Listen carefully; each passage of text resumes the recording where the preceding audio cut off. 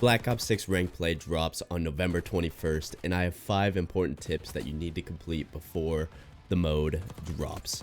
Starting off with number 1, you need to make sure that you get 50 wins in multiplayer games.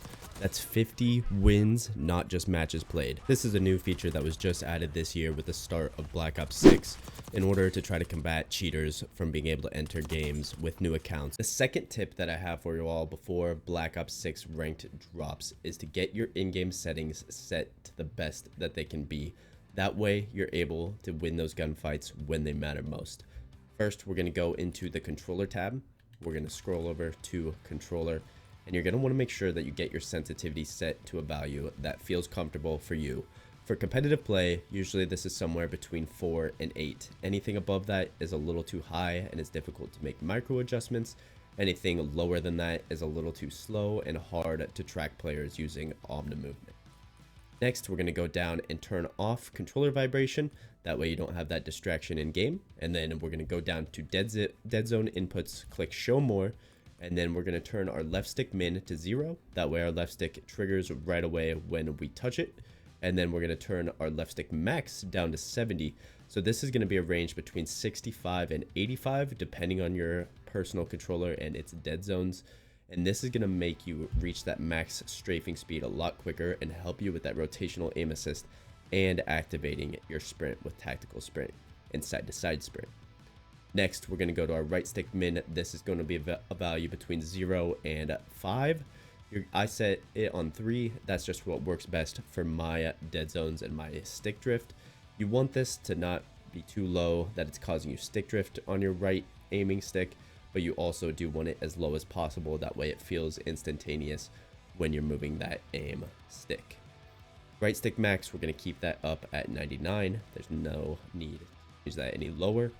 And left trigger, right trigger, dead zones, we are going to change those to 13. That is lower than the default, but we're not going all the way down to 0 because it does make them a little touchy, and you will sometimes accidentally shoot when you're just moving around, just because it takes the slightest amount of pressure to make those go through. Next, we're going to move over to the aiming tab. We're going to go to advanced aiming settings, and we're going to set our transition timing to instant and our aim response curve to dynamic. This is going to make your aim assist feel so much smoother, snappier, and all around just better in general. Then we're going to go down, make sure that we have our target aim assist on. All these settings don't help you if you don't have aim assist on, so make sure you're using that, especially in ranked play, otherwise you are going to be throwing elo. Next, we have sprint assist. Since we're not in the league, since we're not in challengers, there's no GAs, I'm going to be playing with tactical sprint assist on and turn mantle assist all the way off. Also, go back to the sprint assist. There is a show more option. Make sure that we have that sprint assist delay turned down to 0 and sprint assist sideways and backwards both turned on. Crouch assist, go ahead and turn that off. Corner slice, that's personal preference. I play with it off. Slide dive behavior, I play on hybrid. Most players are going to use either hybrid or slide only. If you use tap to slide or tap to dive, there is going to be a delay on your slide or your dive, whichever one you are tapping with. Sprint restore, we want to make sure we have that turned on. Slide maintains sprint, also turned on. Mantle cancels reload, we're going to turn that off. That way we don't cancel our reload when we are evading the enemies.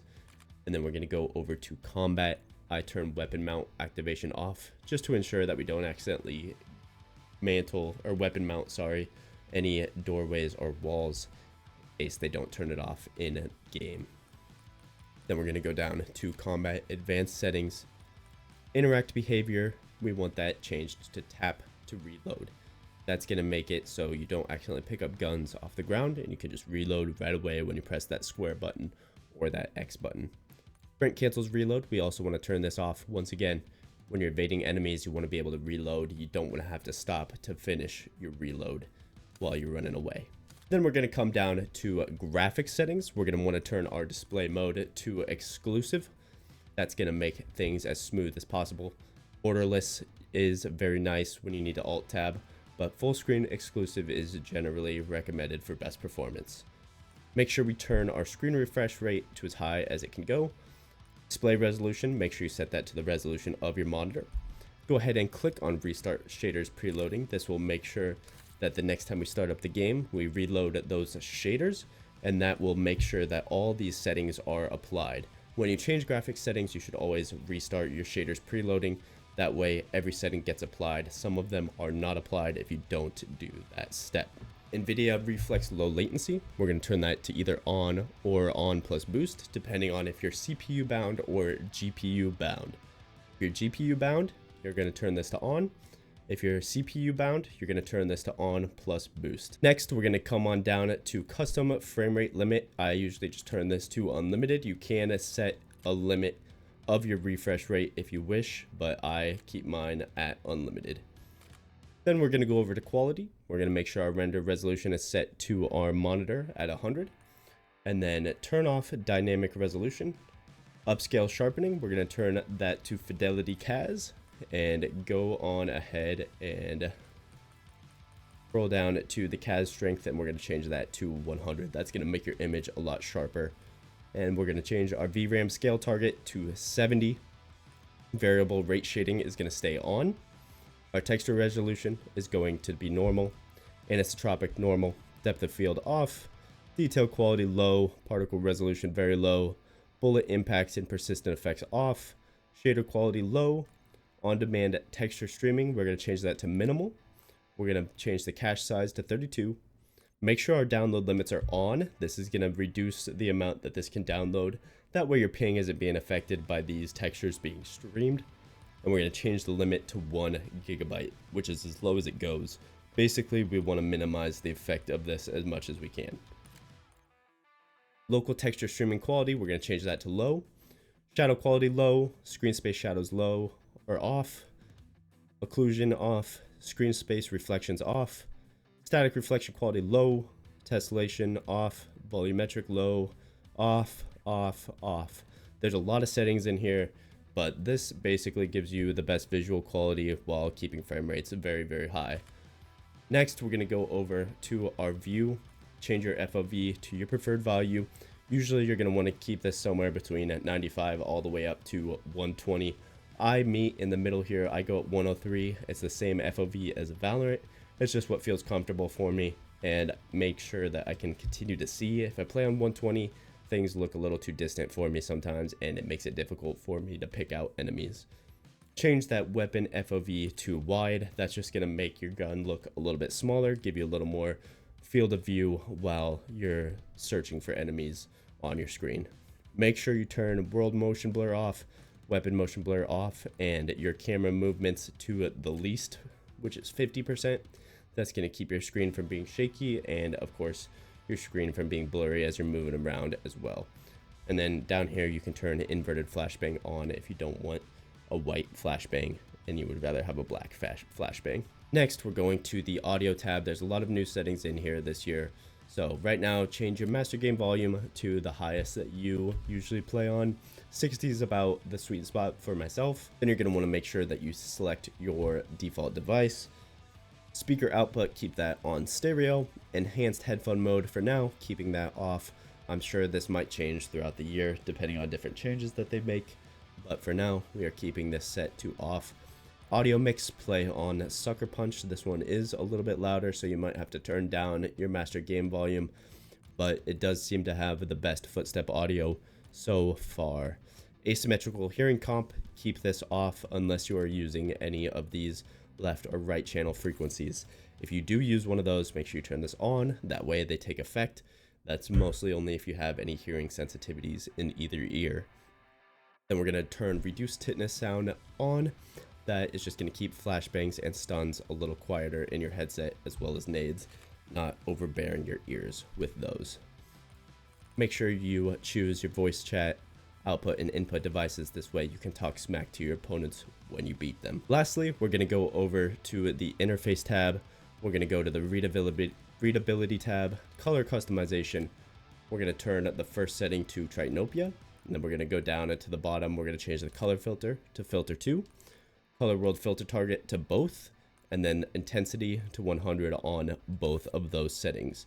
Then we're going to go over to our gameplay HUD presets, change to magnified, go to the HUD bounds, bring these in as far as possible. So you can see these move outwards and inwards.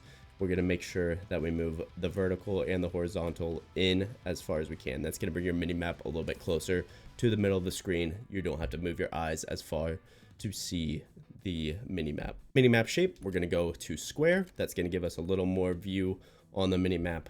We're going to keep the rotation on, radar off, compass, you can turn that off or leave it as is. And then we're going to go down to our crosshair, which we are going to change to static. Then we're going to show more, make sure that crosshair dot is on, center dot scale default, or you can change this to any of the larger ones if you like. I think they look a little funky. I'm all right with just the default. Crosshair spread, you can turn that on or off. If you want just a dot, that would be off. If you want the little crosshairs around that, it'll be on. And then you could change your crosshair color and opacity if you would like. Make sure you keep those hit marker visuals on. Damage based hit markers will be the little orange or red hit marker you get when you do get a kill. And that is it for the in-game settings. I know that it's a lot. Be sure to go back, pause if you need to rewatch any of that section. All right, now that we have our in-game settings set, we're gonna make sure that we tune the rest of our graphics settings to the best of our ability.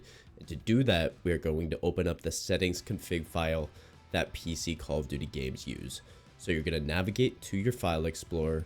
You're going to go on over to the Call of Duty folder within the documents folder on your PC. We're going to go into the players folder and we're going to open up the s.1.0.cod24.txt. That is the specific file for Black Ops 6 since it's Call of Duty 2024.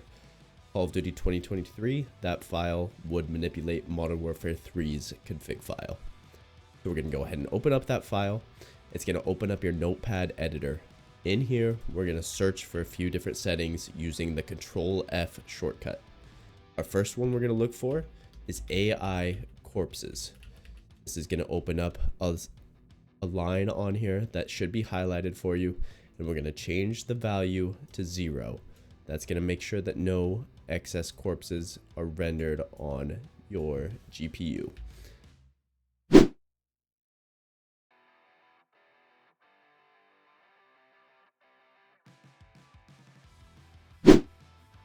Excess blood stacking to be happening just for the performance reasons. Then we're going to go ahead down one more here, limiting blood effects. What interval do we want? We want to set that to the lowest interval of 1. After that, let's go ahead and search for brass in the finder. Weapons eject brass. We are going to change that value to false. That's going to prevent your gun from ejecting brass, eliminating the visual clutter and the performance hit that causes. Next up, let's go ahead and search for reflection probe. This is going to open up the reflection probe relighting update stages setting. And that we're going to want to change to the lowest variable, which is 1. Next up, go ahead and search for sun shadow. This will open up the clip map resolution, which we're going to change it to 0. We want this to be as low as possible for the best performance gains. Next up is one of the more important settings in this config file. Go ahead and search for VRAM. This is going to open up a setting that is working in regards to the resizable bar on your GPU. We're going to go ahead and change this GPU upload heaps setting it to a false. We don't want that running. We don't want resizable bar. This will help your GPU produce a lot more frames in game while maintaining that lower input latency. After this, we're going to go ahead and go to Catmull, which we're going to set to 0 out of 8. And lastly, let's search for thread count. This is the second most important setting in here.